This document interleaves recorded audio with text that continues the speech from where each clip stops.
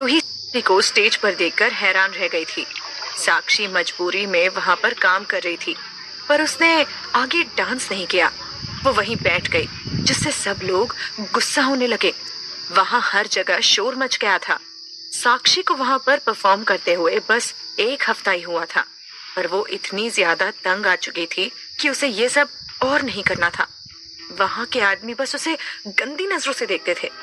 ऊपर से ओनर उसे रिवीलिंग कपड़े पहनने के लिए फोर्स भी कर रहा था, ताकि वो ज्यादा से ज्यादा कस्टमर्स को अट्रैक्ट कर सके।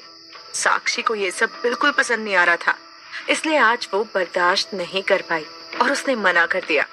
पर उसके मना करने से पीछे से लोगों के चिल्लाने की आवाज आने लगी। अरे रुक क्यों गई, नाच ना, क्या हुआ इस लड़की को? फिर कोई दूसरा आदमी चिल्लाते हुए बोला, अरे क्या तमाशा चल रहा है यहाँ पे? हमारे पैसे वेस्ट हो रहे हैं। मैनेजर कहाँ है? बुलाओ उसको। धीरे धीरे करके लोग गुस्सा होने लगे। सिचुएशन भी खराब होती जा रही थी। तभी एक आदमी खड़ा हुआ और बहुत गुस्से में साक्षी की तरफ जाने लगा। आरोही ने उसे देख लिया था। उसे पता था कि अब जरूर कुछ होने वाला है, पर इससे पहले कि वो आदमी कुछ करता, आरोही ने अपने पास की टेबल से एक बियर की बोतल उठाई और पीछे से उसके सर पर दे मारी। साक्षी ने जब ये देखा तो वो हैरान रह गई। इस वक्त ये सोचने का टाइम नहीं था कि आरोही यहाँ क्या कर रही है। उस आदमी के सर से खून आने लगा था और वो ज्यादा गुस्सा हो गया था।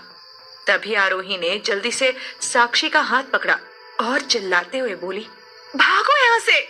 इतना बोलकर वो दोनों वहां से भाग निकले। अपने कस्टमर्स को इतना गुस्से में देखकर वहां का ओनर भी भड़क उठा। वो बाउंसर्स की तरफ देखकर चिल्लाते हुए बोला, पकड़ो उन दोनों को, भागने नहीं चाहिए वो दोनों। आरोही और साक्षी दोनों ही क्लब से बाहर आ गई थी। अभी तक किसी को ये नहीं पता था कि वहां पर क्या हो रहा था, पर आरोही उसे लेकर भाग रही थी ताकि वो दोनों क्लब से कहीं बहुत दूर पहुंच सके। वैसे तो उसे पता था कि शिवाय के बॉडीगार्ड्स वहां के लोगों को हैंडल कर लेंगे और कोई भी उनके पीछे नहीं आ पाएगा, पर फिर भी वो कोई भी रिस्क नहीं ले सकती थी। कुछ देर बाद जब आरोही ने पीछे मुड़कर देखा तो उसका शक एकदम सही निकला। अब उनके पीछे कोई भी नहीं था। शायद हर्ष ने उन लोगों को संभाल लिया था, पर फिर भी वो साक्षी को लेकर थोड़ा और दूर आ गई थी। भागो साक्षी, वो हमारे पीछे है, जल्दी चलो। इतना बोलकर वो उसे थोड़ा और दूर लेकर आ गई ताकि कोई भी उन्हें पकड़ नहीं पाए। पिछले इंसिडेंट के बाद से ही आरोही को पता था कि उसे हर्ष बचा रहा है, इसलिए उसे यकीन था कि इस बार भी उसी ने कुछ किया होगा। वैसे तो ये बात आरोही को पसंद नहीं थी कि शिवाय ने उसके ऊपर नजर रखने के लिए कुछ आदमी उसके पीछे छोड़े हुए हैं, पर आज उसे अच्छा लग रहा था कि शिवाय ने ऐसा कुछ किया, क्योंकि अगर आज उसके बॉडीगार्ड्स नहीं होते तो शायद वो दोनों उन लोगों के हाथों से नहीं बच पाते।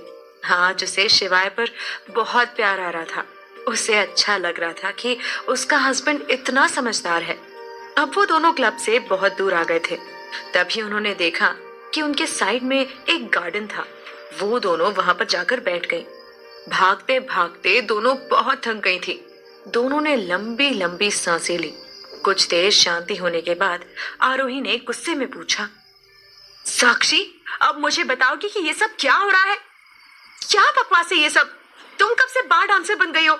साक्षी उसकी बात पर कुछ रिएक्ट नहीं कर रही थी। ये देखकर आरोही ने उसका हाथ पकड़ा और उसे अपनी तरफ घुमाते हुए बोली, बोलो ना, बोलती क्यों नहीं हो? मैं तुमसे कुछ पूछ रही हूँ। आरोही बिना रुके साक्षी से सवाल पूछे ही जा रही थी। वहीं साक्षी अभी भी हाँफ रही थी। उसने कुछ गहरी सांसें ली और कहा, अरे आप चुप होंगी तब तो मैं कुछ बोलूंगी ना। आरोही को एहसास हुआ कि वो सच में साक्षी को बोलने ही नहीं दे रही है, तो वो भी चुप हो गई। भले ही साक्षी ने उसके साथ कितना भी बुरा क्यों ना किया हो, भले ही उसने अतीत में कितनी भी गलतियां क्यों ना की हो, पर वो उसे इस सिचुएशन में छोड़कर नहीं जा सकती थी। वो उन लोगों जैसी नहीं थी, इसलिए उसने साक्षी को बचाया था। आई एम सॉरी आरोही दीदी, आई एम सो सॉरी। ये बोलते हुए साक्षी रोने लगी। ठंडी हवा चलने की वजह से वो कांप भी रही थी। आरोही ने जल्दी से अपना ब्लेजर उतारकर उसे पहना दिया। उसने उसके आंसू पोंछते हुए कहा, चुप हो जाओ, और आराम से बताओ कि बात क्या है, क्या हुआ है, तुम यहाँ कैसे पहुंच गए, तुम्हें यहाँ काम करने के लिए किसने मजबूर किया, कहीं इसके पीछे तुम्हारी माँ तो नहीं, क्या घर में पैसों की प्रॉब्लम है, मुझे सब कुछ बताओ साक्षी। पिछली सारी बातें भूलकर साक्षी ने रोते हुए उसे पूरी कहानी बताई।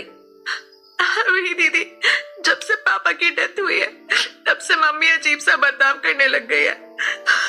उन्हें पता नहीं पापा के जाने के बाद क्या हो गया, वो खुद का मन बहलाने के लिए जुआ खेलने लग गई।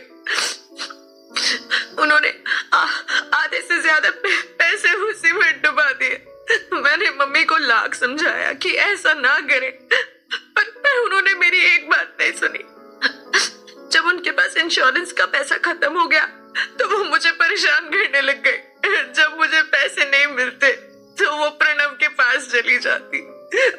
मम्मी ने हम दोनों को इतना तंग कर दिया था कि हम दोनों वापस से साथ होकर फिर अलग हो गए। प्रणव को मुझसे चिढ़ हो गई है। इस बात पर मेरा मम्मी से झगड़ा भी हुआ था, पर उन्होंने तब भी मेरी कोई बात नहीं सुनी। ये सब बोलकर साक्षी फिर से जोर जोर से रोने लगी। आरोही ने उसकी पीठ मसलते हुए कहा, फिर आगे क्या हुआ, तुम यहाँ कैसे पहुंच गए? साक्षी ने आगे बताया, मम्मी की लत बढ़ती चली गई। उन्होंने मेरी बात सुनना ही बंद कर दिया। इसके अलावा उन्हें शराब की भी लत लग गई। मैं मम्मी से तंग आ गई थी। मुझे लगा वो सुधर जाएंगी और कुछ टाइम के लिए उन्होंने ये सब बंद भी कर दिया था, पर पता नहीं अचानक से एक दिन फिर से ये सब शुरू कर दिया। उन्होंने बाहर से जुआ खेलने के लिए पैसे तक उधार ले लिए थे। साक्षी रोते रोते ये सब बोल रही थी। आरोही को उसकी हालत देखकर बहुत बुरा लग रहा था। साक्षी ने आगे कहा, मैं अभी जहाँ काम कर रही हूँ मम्मी ने उनसे भी पैसे उधार लिए हैं। उस आदमी ने कहा कि जब तक मम्मी पैसे नहीं दे देती तब तक मुझे उस बार में डांस करके पैसे चुकाने होंगे। इसलिए मैं मजबूरी में वहां पर उन गंदे लोगों के सामने। बोलते बोलते वो फिर रोने लगी। मुझे ये सब नहीं करना दीदी, मैं परेशान हो चुकी हूँ। आप प्लीज कुछ करो दीदी। साक्षी काफी ज्यादा रो रही थी। इस बार आरोही को उसकी आंखों में कोई भी धोखेबाजी या फिर झूठ नजर नहीं आया। उसने उसकी बात पर विश्वास कर लिया। उसने बहुत आराम से उससे कहा, तुम चिंता मत करो, मैं पैसों का इंतजाम करती हूँ, पर तब तक तुम्हें अपना ख्याल रखना होगा और इस क्लब में वापस डांस करने की तो बिल्कुल भी जरूरत नहीं है। समझ में आया तुम्हें? एक अच्छी सी जॉब करो और जहाँ तक रही तुम्हारी मम्मी की बात, तो मैं उन्हें रिहैब सेंटर भेज दूंगी। आरोही भले ही उन दोनों माँ बेटी से मन ही मन नफरत करती हो, पर थे तो वो भी उसके फैमिली का ही हिस्सा।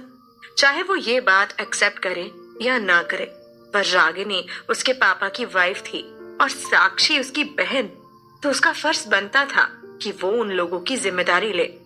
जहां एक तरफ आरोही अपनी रिस्पॉन्सिबिलिटी पूरी कर रही थी, वहीं दूसरी तरफ क्लब में अदिति गुस्से से तिल मिला रही थी। उसने बड़ी मेहनत और रिसर्च करके साक्षी को ढूंढा था।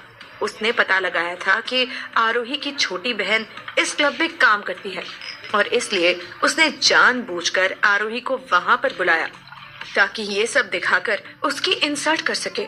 पर वो तो अपनी बहन के साथ वहां से फरार हो गई थी। वो अपने पैर को जोर से जमीन पर पटकते हुए गुस्से में बोली, ये दोनों लड़कियां कहाँ भाग गई?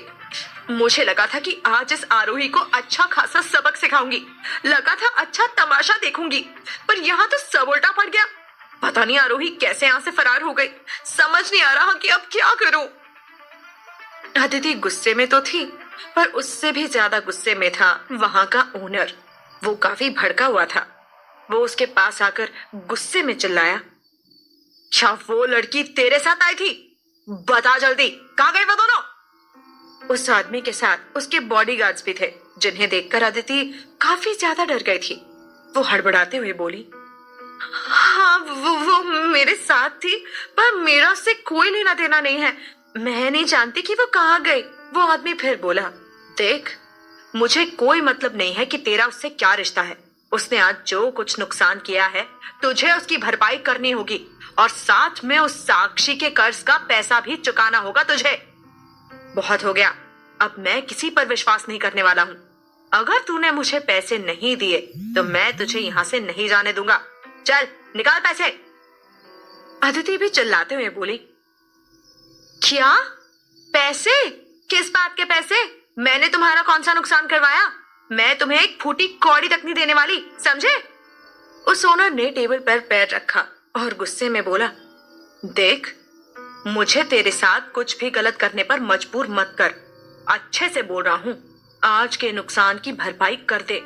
मैं तुझे चुपचाप यहाँ से जाने दूंगा, वरना मुझसे बुरा कोई नहीं होगा। और वैसे भी वो लड़की तेरे साथ आई थी ना, तो उसकी जिम्मेदारी तो तू ही लेगी। अदिति को समझ में आ गया था कि उन लोगों के साथ बहस करने का कोई फायदा नहीं है, इसलिए उसने पैसे दिए और चुपचाप वहां से निकल गई।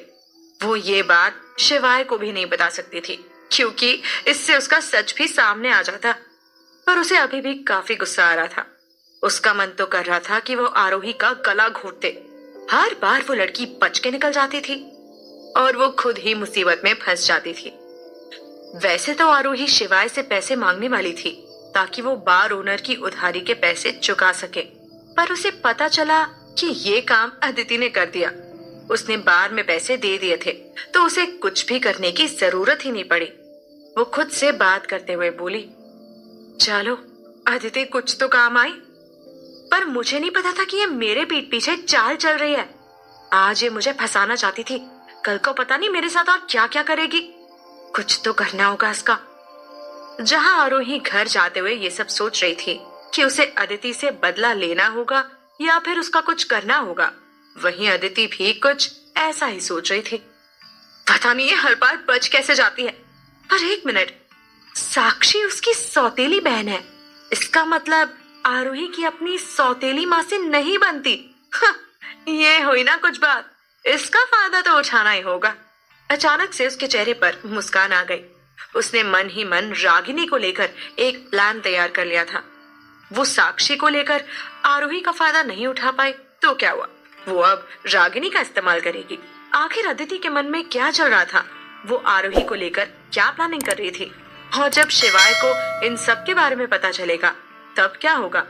क्या इस बार आरोही उसके जाल में फंस जाएगी?